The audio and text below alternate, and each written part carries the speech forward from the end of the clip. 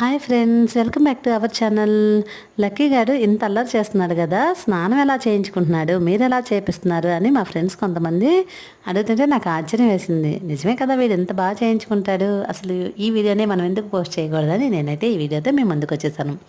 Lucky గారు మొదట స్నానం చేయడానికి రమ్మంటే రానంటే రానని మొరాయించాడు. అరే వేడి నీళ్ళతో స్నానం చేస్తే బాగుంటుందిరా, రారా అని బతిలాడితే మాత్రం లేచి వచ్చేసాడు. మెడ దగ్గర నుంచి బాడీ మొత్తం ముందు సబ్బుతో రుద్దేసి చక్కగా స్నానం చేయించిన తర్వాత చివరిగా మొహం దగ్గరికి వచ్చి సబ్బు నిండా చేత్తో చేసుకొని కళ్ళల్లోకి ముక్కు చెవుల్లోకి ఇట్లా వెళ్ళకోకుండా సబ్బుతో బాగా రుద్దేసి తడి చేత్తోనే మొత్తం క్లీన్ చేసేయాలి.